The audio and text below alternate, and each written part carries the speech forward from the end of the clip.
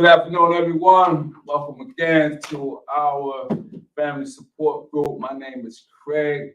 I am a recovery coach here at Capital Recovery Center, and I have someone tonight, a special guest, and you can't see him, but you definitely can hear him. Introduce yourself. My name is Paul Gregorian.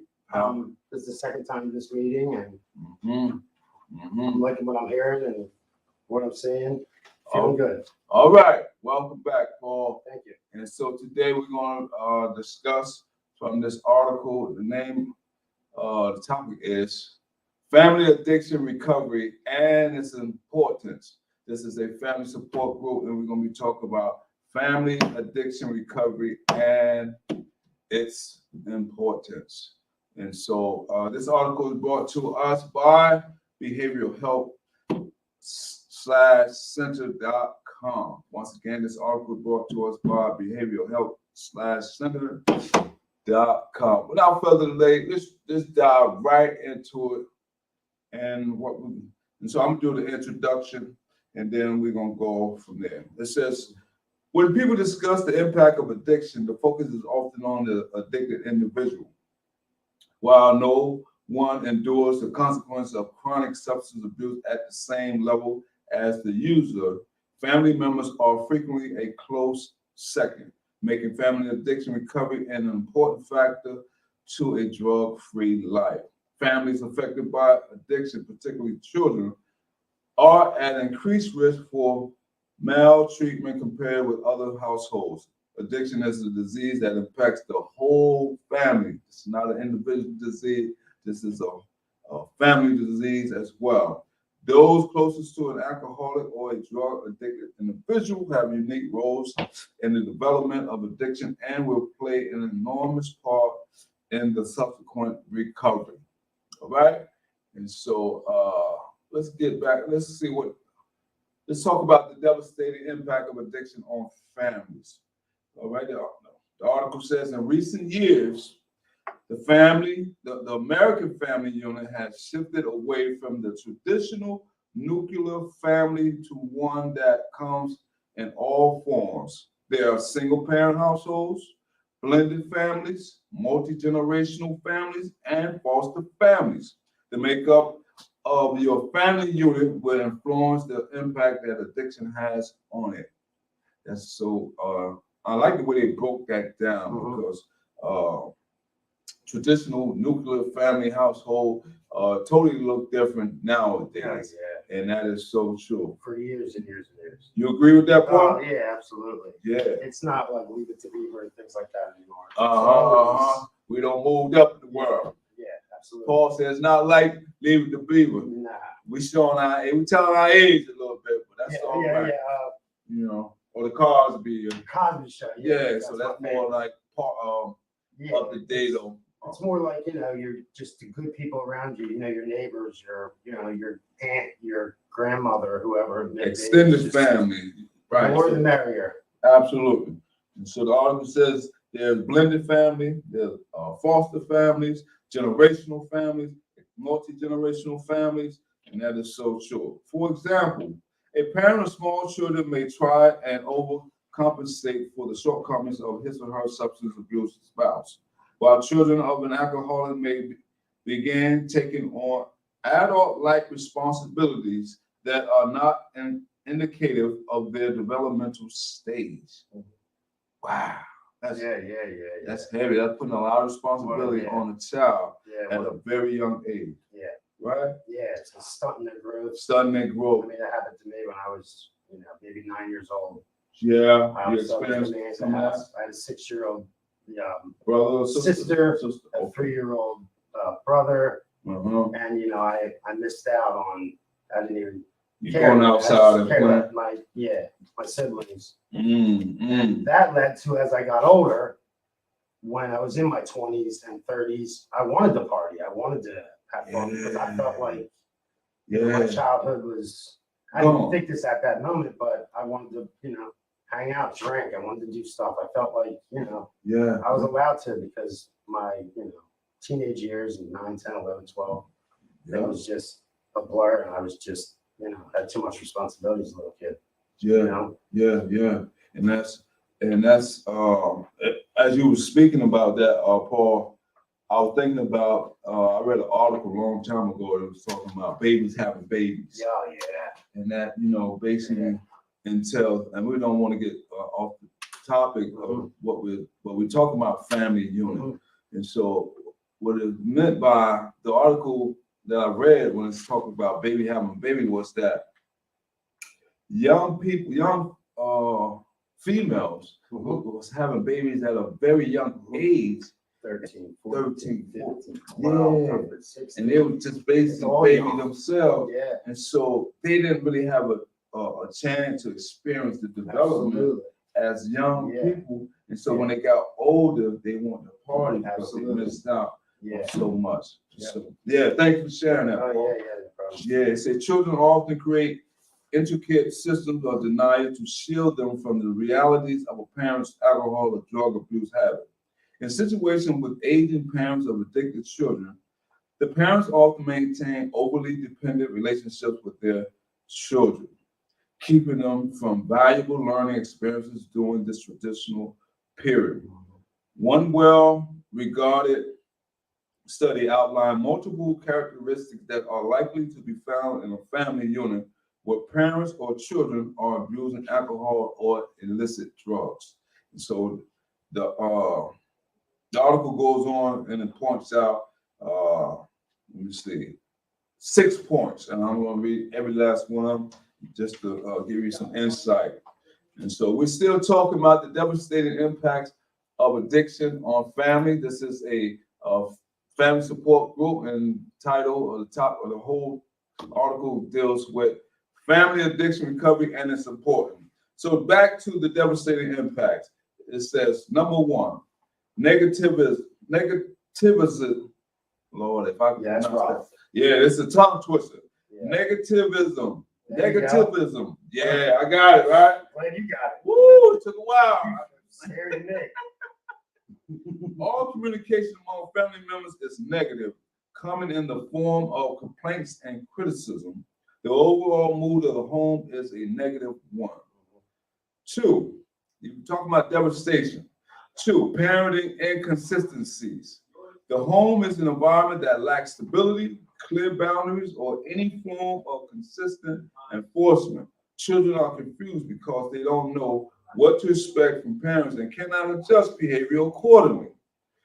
Three, parental denial.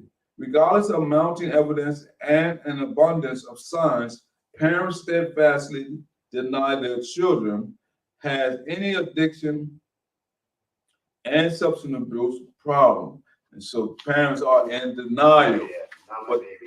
Yeah, but children are very observant. And so they know when you're in your normal state and when you are in your abnormal state.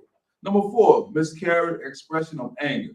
Due to the lack of proper functioning in the home, children or parents are likely to express displeasure and outrage in the form of substance abuse. And so now it works on a twofold perspective.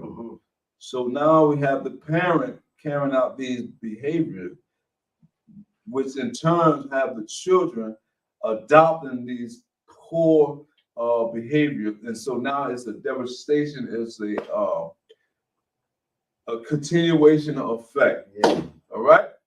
And so it says number five, self-medication is an effort to cope with negative atmosphere in the home or with feelings of depression or anxiety. Parents and children may resort to drug or alcohol use, self-medicating or masking to cover up how they really are actually feeling.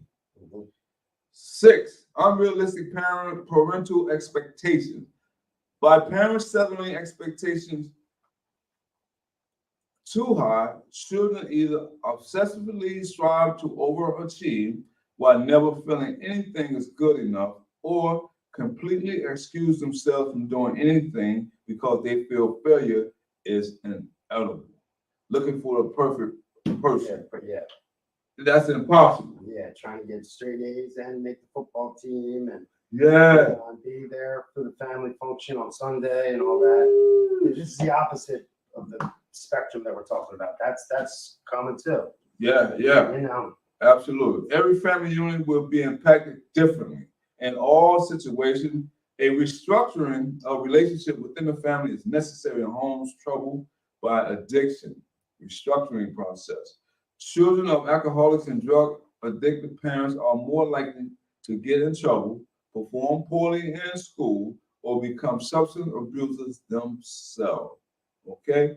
And so now, instead of them excelling through life and through the developmental stage, through trial and error, now they're taking on the form of substance abuse to help them to get through life. However, come to find out they're getting in trouble.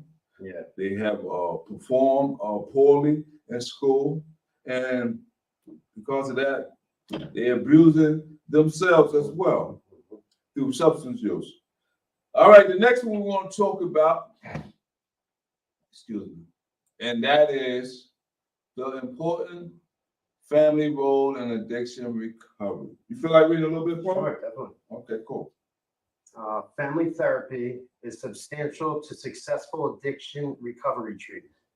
The spouses, children, parents, and siblings of people with addictions are affected on multiple levels by their loved one's substance abuse.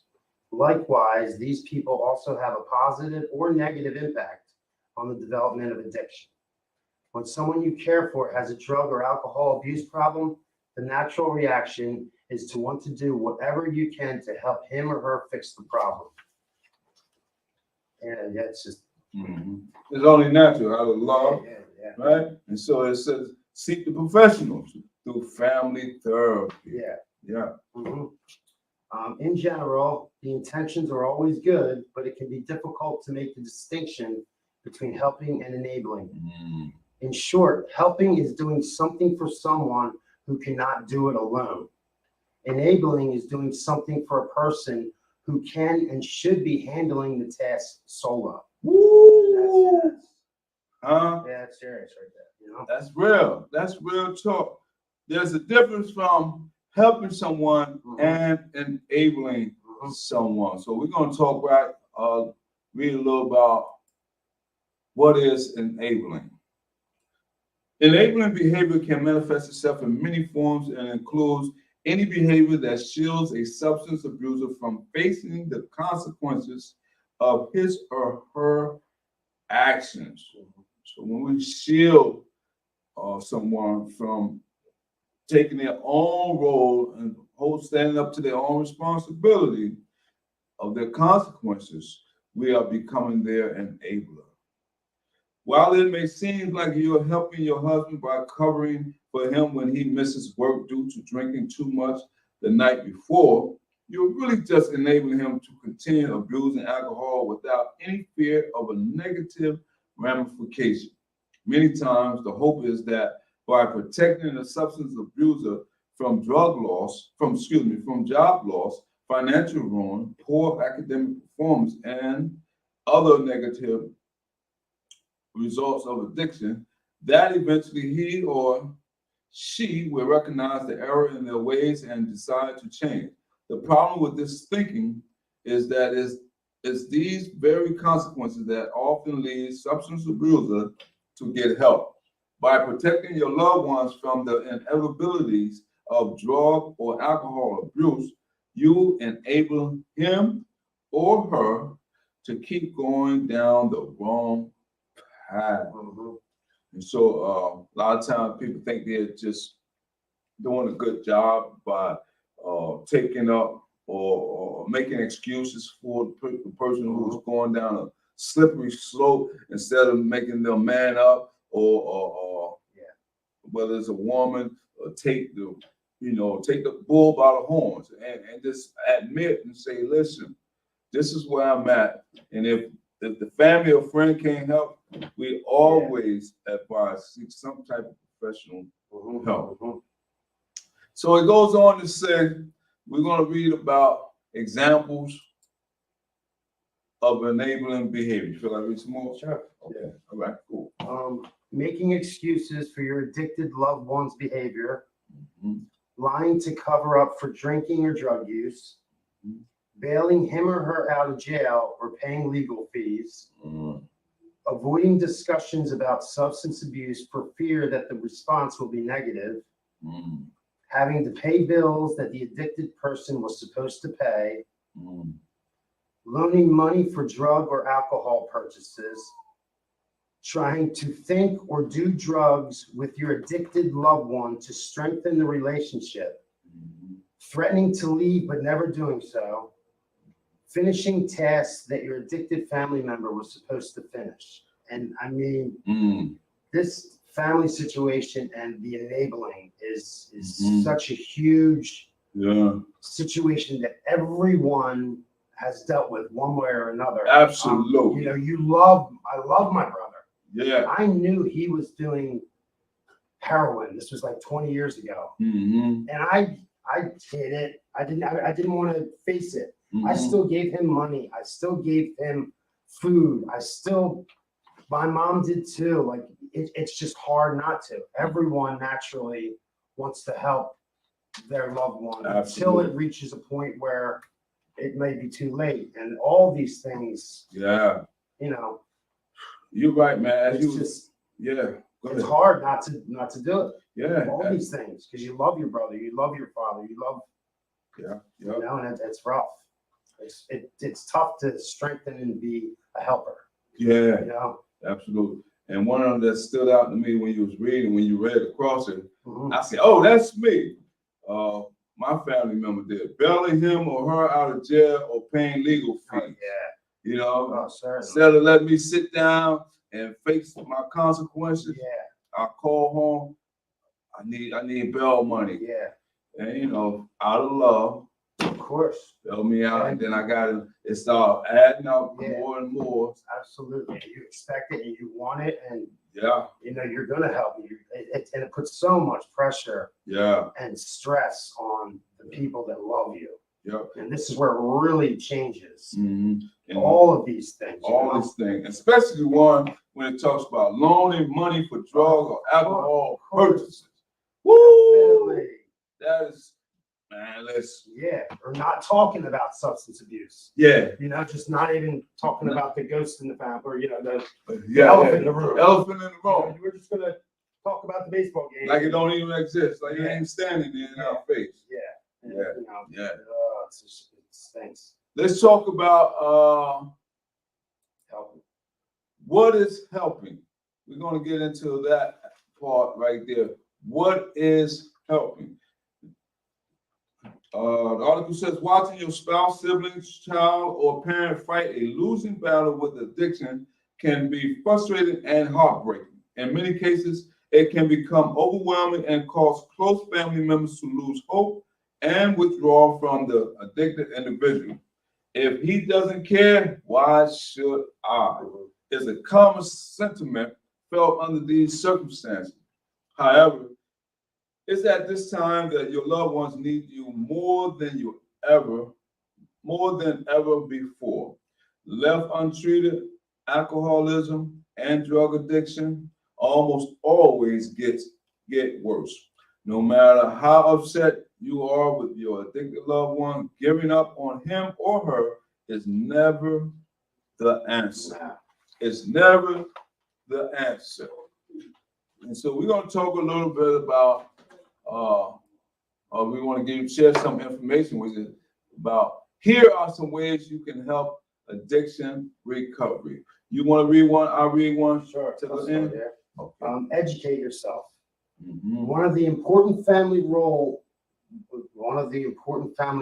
in addiction recovery is to know the signs and symptoms of addiction and learn about its impact on the user and those closest to him or her.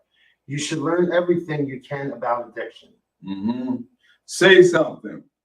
Don't just stand idly by while your loved ones keep getting worse. Speak up and let your concerns be heard. In many cases, the addicted party may not have realized how substance abuse has become habitual. Don't wait for the rock bottom. Be drug and alcohol free. It will be hard for you to say something about a person having a substance abuse problem if you have one yourself. That's, hypocrite, Right. Don't expect an immediate change, right? Mhm. It's never impossible to overcome alcohol and drug abuse without treatment, and very difficult to do so with it.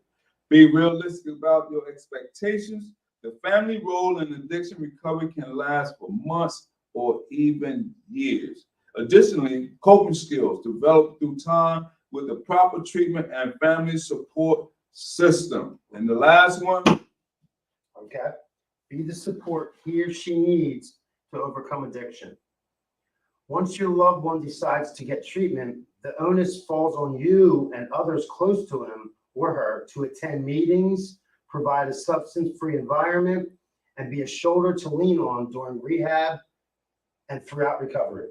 The emotional weight that families often bear can be healed in these support groups, therapy sessions.